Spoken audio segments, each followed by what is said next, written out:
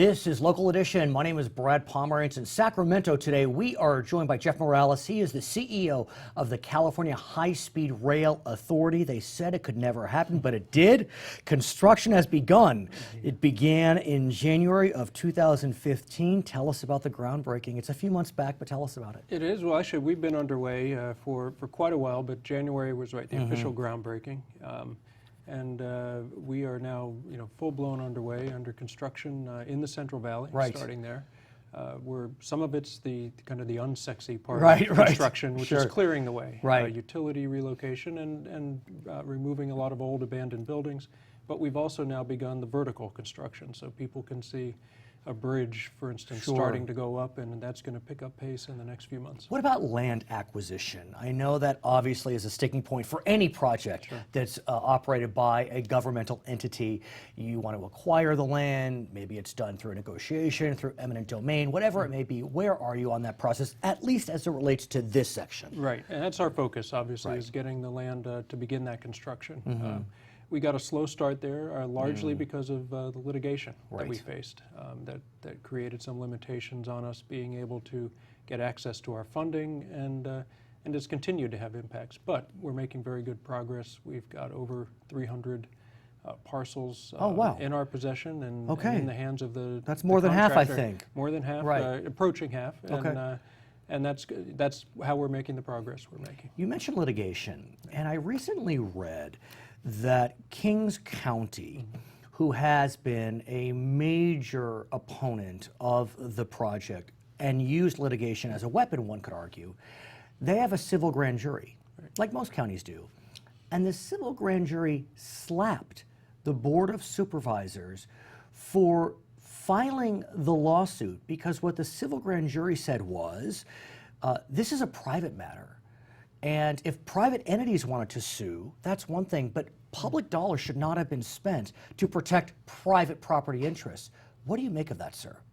Well, I think, the supervisors are obviously responsible for their own decisions, but I think your point is well taken. The property rights are with the private property owners, and anyone whose property is being impacted, not just by our project, but by any project, has all sorts of rights, and up to and including a jury trial to determine the fair value of the property. So, we believe the protections are there in place. We are absolutely, following every letter of the law to make sure that people are treated fairly through the process. But I'm wondering if you, meaning the authority, can use this statement by the civil grand jury to say to governmental entities, look, we can have a policy disagreement, but it really isn't your place to be suing unless you are the rightful property owner. And that may be the case in some instances.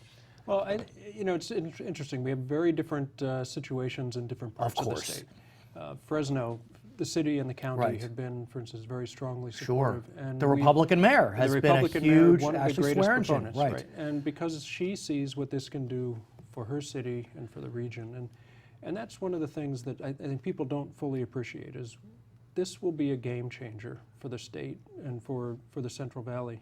Today, to get from Fresno to San Jose, for instance, it's a 3.5, 4-hour drive, depending on traffic.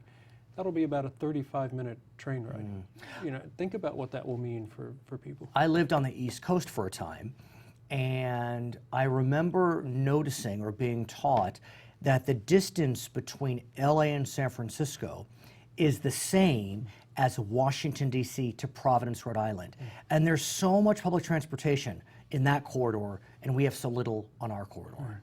And that distance, what we have in California is kind of right in the sweet spot for making rail travel and high-speed rail work. It's how it's worked all over the world, even on the East Coast, which is not high-speed in the real sense of the word, but it's the highest we've got.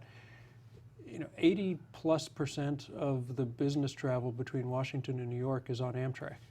Because it's just more efficient.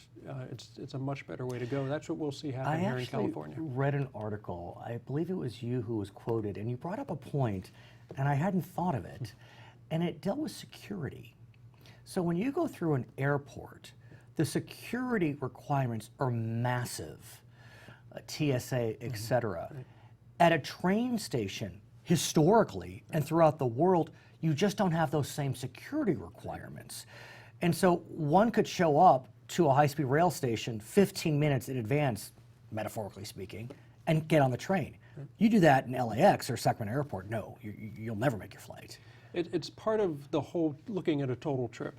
You know, people look at a flight from LA to San Francisco, and you know, on paper it's an hour and 10 minutes or something. But by the time you get from home or your business, you know, get to the airport, get there an hour early, you know, go through the flight, and then do the same thing on the other end. You know, that 1 hour and 10-minute trip is now a 4-hour trip. And with high-speed rail, it should be around. It's a much tighter time frame. It's 2 hours and 40 minutes is what we're designing for, and with much less time at the front end. And on security, we are working with the TSA, with and it's not CHP. to say that it's not going to be safe. Right. But We'll have the appropriate levels of security in place, and they have been very different than airports. I want to talk about what's happening in Southern California. It seems to me, and again, I'm just one observer, that there's a lot of noise, I don't mean that negatively, about high-speed rail in Southern California and construction there. Northern California maybe, but this is what I know. So there's a big discussion about the Palmdale to Burbank branch, and presumably going to Burbank Airport. And you know, just like you've had challenges in Central California, it seems like when you turn this way, this one's complaining. If you turn the other way, that one's complaining. The discussions focus on either going parallel to the 14 freeway, those of us in Southern California know it well, going through a mountain is another possibility. Talk to us kind of thematically about that. Sure. Well, you know, first kind of big picture, I think the kind of challenges we're going through with this program are the same things that any big investment in history has gone through. But are they? Are they? Because it feels as if, and again, I'm just a neutral observer, but I mean, is this what happened with the Transcontinental Railroad? Is this what happened in Taiwan with their high-speed rail, and Spain and France and Germany? I mean, to differing degrees, certainly in the U.S. it's typical. You know, and amazing to think, you know, that Lincoln built the Transcontinental Railroad in the middle of the Civil War. But you know, you look back just in this state, the Golden Gate Bridge, there were over 2,000 lawsuits filed against that. And you know, Ansel Adams, you know, the great photographer, was very opposed to it because he thought it would, you know, desecrate the beauty of the bay. Interesting. I mean, it's now iconic. And it's probably the symbol of California for a lot of people. So in that regard, you know, doesn't make it any easier, but it's kind of what you go through with a big program. As we connect from northern to southern California, you have to go through mountains to do that. But literally through mountains, not on mountains. Correct. We'll be tunneling, and there'll be a lot of tunneling. That's something that we're getting the expertise from around the world, and this is done all over the world. The longest tunnel was just recently opened under the Alps, 35-mile tunnel. What about the channel? And the tunnel, which is from France to England. Yes, it's a miracle to me. Yeah, and the Japanese are now talking about a tunnel connecting two of the islands that would be about 40 miles. But let me ask you, because we are in California, I think about earthquakes. And if you're in a 35-mile tunnel, let's say, and there's an earthquake, how do you get out? Yeah, well, that's just gets factored into the design. And again, you look around the world. Japan has very similar, they have similar seismic issues. Earthquakes. And so, you know, this can be done. And we're not going to have a single 30-mile tunnel. We'll have a series of tunnels. I understand. And it's really, we're trying to keep the train flat as we can, basically. I want to ask about funding, because that continues to be a source of contention. Where are we on the funding question as it relates to public investment and private investment in our final moments? Sure. We have a few sources. We have initial federal funds that we're using. We have state bond funds. The game changer was the commitment last year by the legislature of cap and trade revenues on an ongoing basis. When you come back and we talk about the potential for private funding, that's what it leads to. That'd be great. His name is Jeff Morales. He is the CEO of the High Speed Rail Authority here in California. I'm Brad Pomerance. It's Local Edition.